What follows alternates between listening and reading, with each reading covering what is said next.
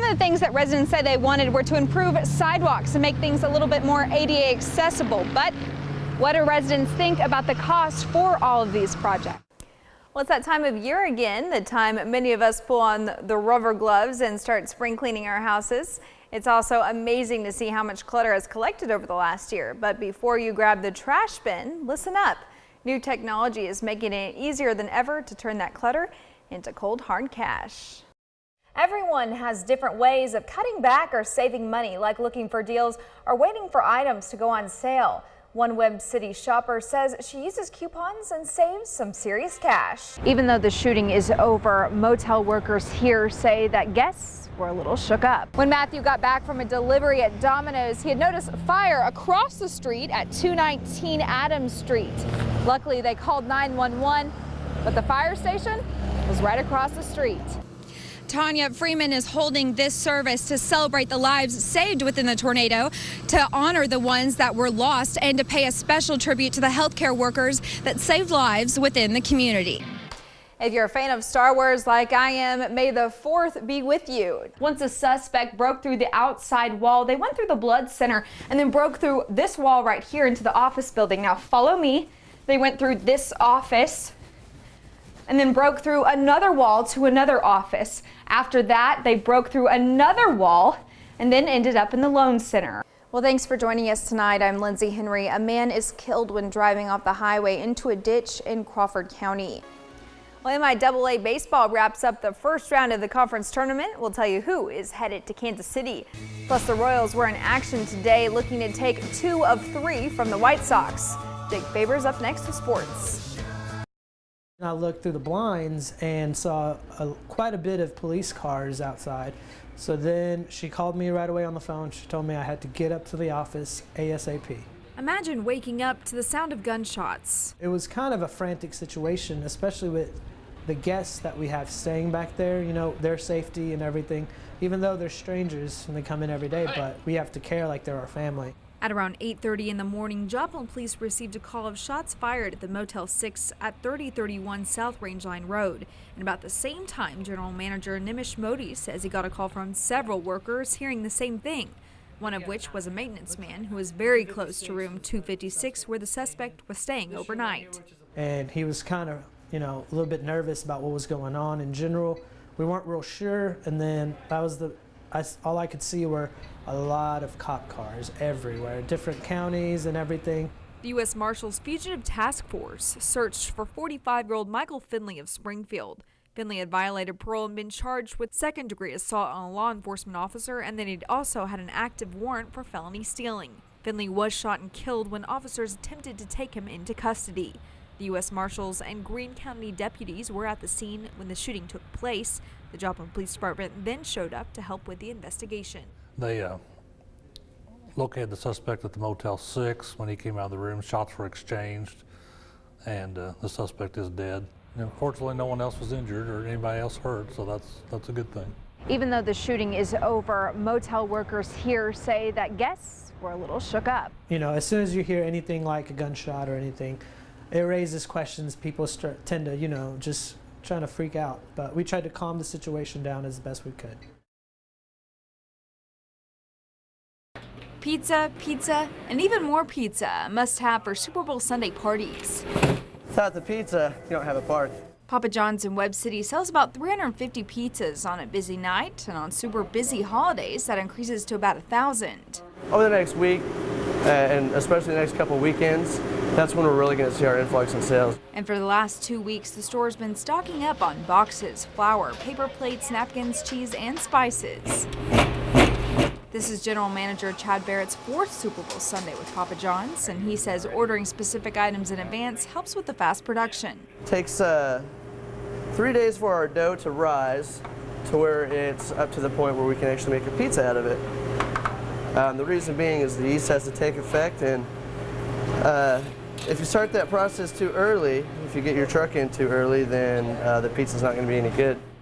Macadoodle's general manager says they also stock up on things like beer, liquor, kegs, and snacks. We kind of order as is. We kind of look at last year's numbers, what we sold. We order exactly, you know, we'll give it an increase, say I think we'll do 20% more than we did last year. We'll order 20% more. A similarity between the businesses, all hands are on deck for sales over the weekend. Papa John's staff will increase from about 4 workers on deck to about 14, and at Macadoodles, more than 30 employees will be in and out every day all weekend long. We will have all of our drivers on staff though. It's a big night for deliveries. Obviously, Super Bowl this weekend, we'll have all hands on deck.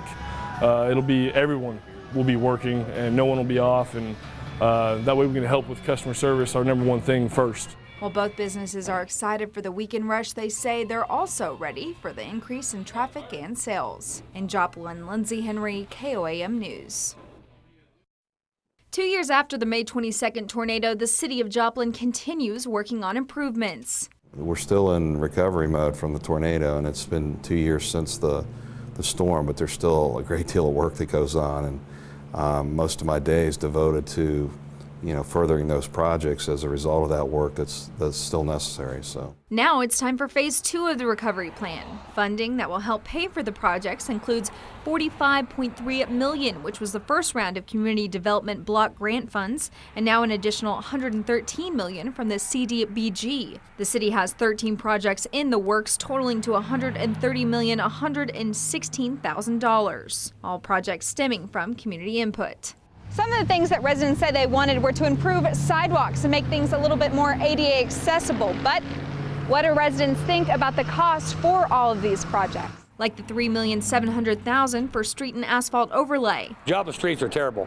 I mean, I've lived here all my life, and you cannot go down a street without hitting a pothole, or just, I mean, no matter where you go, but Joplin's obviously got street problems. I mean, yeah, the roads need fixed, but I think education, mental health, these older senior citizens need more help. Or $40,416,000 for a new sports complex. In the end, it would be worth it because it would still build onto the community and bring more people into Joplin to check out the skate park. We don't need a sports complex. We need more jobs. We need more jobs to stop these kids from using this map. We have all kinds of different people that have things wrong with them, and they need, they need this to go swimming and need to be out there with everybody else. The city is asking for community input now to help decide what will be done. Each project must be approved by the city council and submitted to HUD. The construction won't necessarily all be done at the same time, but each individual project must be complete within 2 years after work on that particular project begins. In Joplin, Lindsey Henry, KOAM News. While some are out enjoying the snow, others are busy working and delivering your food. Pittsburgh Bamboo, how can I help you? And on days when many businesses close, the ones that are open and deliver make a profit.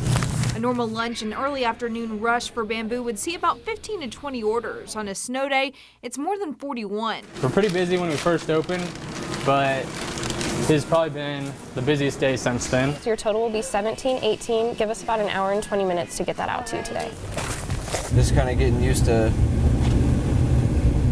being on snow and ice, I suppose, as opposed to just trying to go around and get there as fast as I can. Though it may be a great day for business at the shop, the workers driving have had a few setbacks. Already the HHR got stuck. Getting people to get to the door quickly is definitely a problem. You don't want to be standing out in the cold. Driving, the traction's bad. But those that order appreciate the extra effort when the weather's bad. It's just a lot safer than being out driving around in the snow. I mean, the delivery people still have to be out driving around in the snow, which is kind of a safety concern, but I'd rather not. I'd rather sit at home and have them come deliver it to me. You guys need change? Nope. All right, thank you very much. And tips couldn't be better. Any change? No, thank you. Hey, thank you. Have a good one. In Pittsburgh, Lindsey Henry, Fox 14 News. I never thought our house would burn down. This is where Cord May's family's house used to be. It's just tragic. And late Saturday night, it caught fire. Inside were 6 people, 3 of which were children. 1 adult and 2 children were injured and transported to Via Christi Hospital. At the time, Wade Mays was getting home from a date with his girlfriend. And I heard a big explosion, came outside. There was flames everywhere. I started checking to make sure everyone was out, and the little girl wasn't. His stepsister, 8-year-old Callie Whaley, was still inside. I wrapped rags around my arms and my face and crawled in through the kitchen and just felt around. And I heard her, and I didn't hear her no more, so I just kept going to where I heard her last. And she was under the coffee table. The coffee table collapsed down on her. She has her stomach burnt, her face burnt, and her right foot's burnt real bad. After she was rescued, Cord Mays escaped through his window. The brothers both went back in looking for their 89-year-old great-grandmother. We grabbed her feet, I grabbed her feet, and my brother grabbed her hands, which, I mean, that's the best way to get her out, we thought. And we carried her out of here, and we set her over there by the straw bales and just laid her in the grass, and we got a blanket around her that we had out in storage for her until the ambulance got here. It's true bravery. I mean, I'm sure, you know, that's what we're trained for, but, you know, anytime you're involved, and when it's your family, you know, that it's very heroic to go back in and try anything you can, because, you know, by the amount of fire that was on scene when we got there, you know, it was all the way through the roof and heavy fire throughout the house. So, it's very heroic for him to go back in. Cord Mays is now out of the hospital, as is their great-grandmother. Kaylee Whaley remains hospitalized, and Cord can thank his brother that she's still alive. Because I don't think that she'd be here if he wasn't here. In Weir, Kansas, Lindsey Henry for CBS News.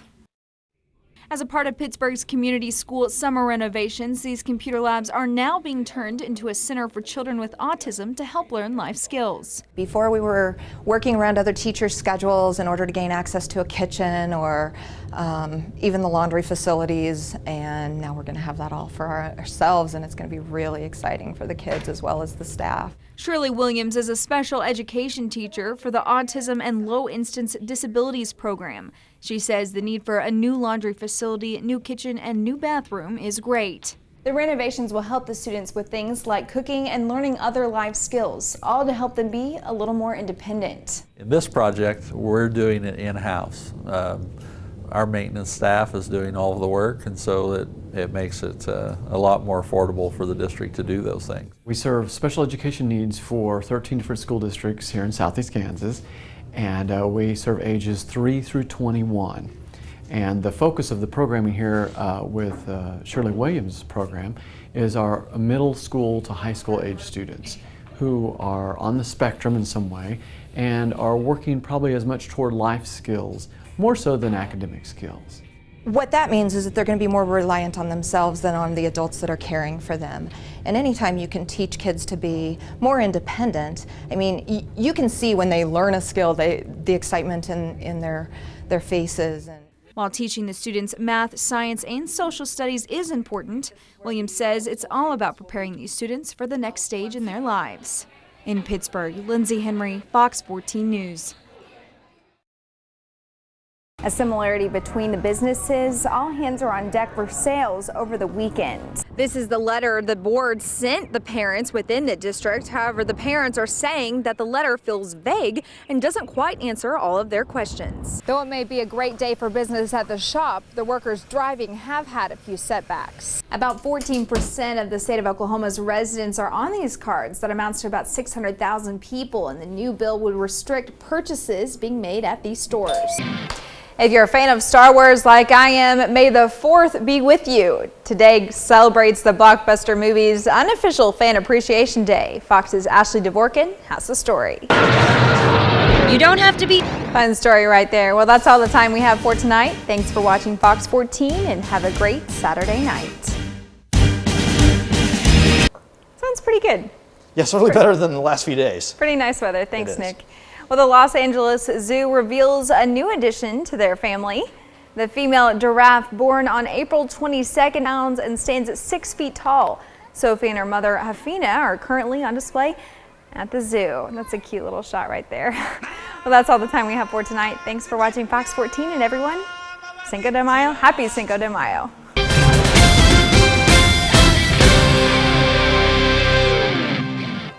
Well, thanks for joining us tonight. I'm Lindsey Henry. The Oklahoma Highway Patrol confirms a fatal accident. It happened around 5 p.m. this evening.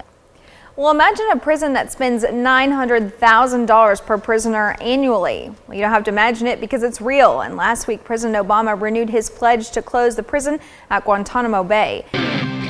Well, thanks for joining us tonight. I'm Lindsey Henry. The U.S. Attorney General Eric Holder tells Kansas Governor Sam Brownback that a new Kansas state law attempting to block federal regulation of some guns is unconstitutional.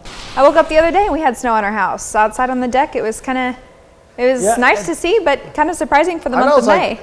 It's really uncommon, but the grant will pan out over a course of 4 years and will not only help Jasper County, but the regional area. If you're a fan of Star Wars like I am, may the 4th be with you. Today celebrates the blockbuster movie's unofficial Fan Appreciation Day. Fox's Ashley Dvorkin has the story. Well, that's all the time we have for tonight. Thanks so much for watching Fox 14, and everyone, have a great Saturday night.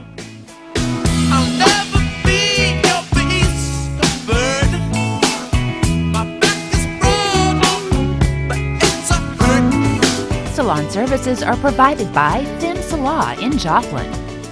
Closed cap.